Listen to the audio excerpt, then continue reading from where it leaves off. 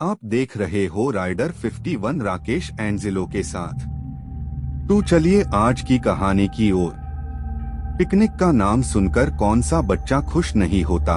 हर बच्चा पिकनिक में जाने के लिए उत्साही होता है।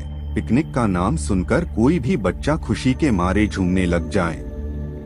लेकिन एक ऐसी बच्ची जो पिकनिक का नाम सुनते ही उसकी रूह कांपने लग जाती। ऐसा क्या हुआ होगा जो पिकनिक का नाम लेते ही वो डर जाती। मैं आपको उस लड़की के साथ ऐसा क्या हुआ, क्या घटना घटित हुई थी उस दिन, इन सब के बारे में अवगत कराना चाहता हूँ। उस बच्ची का नाम निकिता था। ये बात तब की है जब निकिता 12वीं क्लास में पढ़ रही थी। एक दिन उसकी क्लास टीचर ने पिकनिक में जाने प्लान बनाया था। पिकनिक का प्लान सुनते ही सभी बच्चे खुशी से झूमने लग गए। सबने पिकनिक में जाने के लिए हामी भर दी। निकिता ने भी अपने सभी दोस्तों के साथ पिकनिक में जाने के लिए हाँ कर दी। टीचर ने पिकनिक का प्लान पावागढ़ के लिए बनाया।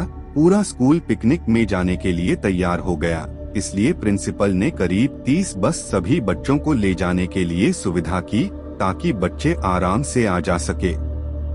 अंकिता सबसे पीछे वाली बस में अपने दोस्तों के साथ बैठ गई। सभी बच्चे हंसते और मस्ती मजाक और अंताक्षरी खेलते खेलते बस से जा रहे थे। कुछ दूरी तक चलने के बाद जंगल के पास पहुंचते हैं। तभी अचानक से बस में तेज आवाज आई। उस टाइम करीब रात के 1:30 बजे रहे थे। वो तेज आवाज सुनकर ड्राइवर बस से उतरता है और देखता है तो पता चला कि बस का टायर फट गया है। फिर ड्राइवर बस में बैठे सभी को कहता है कि बस का टायर फट गया है, मुझे बस का टायर बदलना पड़ेगा। टायर बदलने में करीब मुझे 2 घंटे लगेंगे। आप सभी नीचे उतर जाइए ताकि मैं टायर बदल सकूं। आप सभी यहाँ पास के ढाबे में जा सकते हैं, वहाँ पर गर्म गर्म चाय पी लीजिए।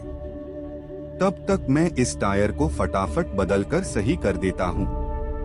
सभी लोग ड्राइवर की बात सुनकर बस से उतर जाते हैं और पैदल चलते हुए उस ढाबे के पास पहुँचे। उस ढाबे के अंदर एक बूढ़ा व्यक्ति था जो चाय बना रहा था।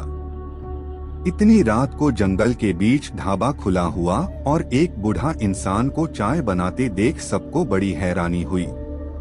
उस ढाबे के बूढ़े आदमी ने बोला, आप सभी आराम से चाय पी लीजिए, यहाँ पर अक्सर लोगों की गाड़ी खराब हो जाती है, इसलिए मैं अपना ढाबा हर समय खुला ही रखता हूँ, ताकि आप जैसे राहगीरों की कुछ सेवा कर सकूं। उस बूढ़े आदमी की बात सुनकर हम सबने चाय का ऑर्डर दे दिया। कुछ ही देर में उन सब के लिए चाय बनाकर मेज पर रख दी। तभी निकिता चाय पीते हुए उसकी नजर एकदम ढाबे की छत की तरफ गई। वहाँ निकिता ने एक औरत को सफेद रंग की साड़ी में पहनी हुई और हवा में उसके खुले बाल उड़ रहे थे। वो औरत वहाँ पर खड़ी जोर जोर से हंस रही थी। उसके हंसने की आवाज किसी को सुनाई भी नहीं दे रही थी, न ही मुझे सुनाई दे रही थी। मानो बस अपना गला फाड़कर ऐसे ही मुंह खोल दिया। ये सब देखकर निकिता को बहुत डर लगा। डर के मारे उसने अपनी आंखें नीचे झुका दी। निकिता कांपते हुए किसी तरह से उसने चाय दोबारा पीना शुरू कर दी। तभी अचानक से जोर जोर से किसी के चिल्लाने की आवाज जंगल की तरफ से आई। वो आवाज सुनकर ढाबे में बैठे हुए सभी बच्चे और टीचर बुरी तरीके से डर गए। सबको डरा हुआ देखकर उस बूढ़े आदमी ने कहा कि डरो मत, मैं देखकर आता हूँ वहाँ क्या है। आप लोग सभी यहीं पर बैठे रहना। इतना कहकर वो आवाज की तरफ चला गया। तभी हमारे पास बैठी एक लड़की को खून की उल्टी लगातार होने लगी। उसको ऐसा देखकर सबकी हालत और ज्यादा खराब हो गई। तभी एक टीचर ने सबको कहा कि तुम सब आग जलाओ और उसके बगल में जाकर बैठ जाओ। सबने मिलकर आग जला दी और एक गोल घेरा बनाकर बैठ गए। टीचर ने सभी को सख्त लहजे में कहा कि कोई भी अकेला कहीं नहीं जाएगा। वैसे भी सब इतने डरे हुए थे कि कोई भी अकेले कहीं पर भी जाने की हिम्मत हो नहीं रही थी। सबको आग के पास बैठे बैठे करीब 3 बज गए। तभी वही बूढ़ा आदमी जंगल से लौटकर आया।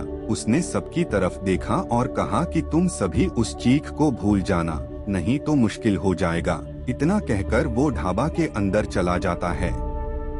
फिर ड्राइवर भी टायर बदलकर बस को लेकर ढाबे के पास पहुंच जाता है।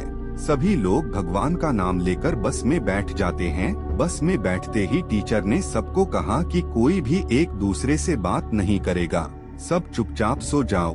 टीचर की बात मानकर सब चुपचाप बस में सो जाते हैं।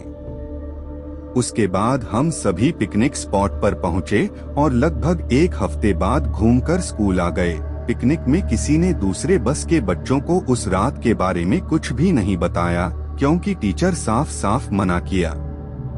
लेकिन जैसे ही सब पिकनिक से लौट गए, सबने अपने दोस्तों और दूसरी क्लास के बच्चों को उस ढाबे वाली भूतिया घटना के बारे में बताया। आज पिकनिक का नाम सुनते ही निकिता के मन में उस भूतिया ढाबे की कहानी याद आ गई। अगर ये वीडियो अच्छी लगी तो हमारे YouTube चैनल को सब्सक्राइब करें और वीडियो को लाइक करें। टू मेन आप लोगों को अगली वीडियो पार मिलता हूँ। जब तक के लिए जय हिंद।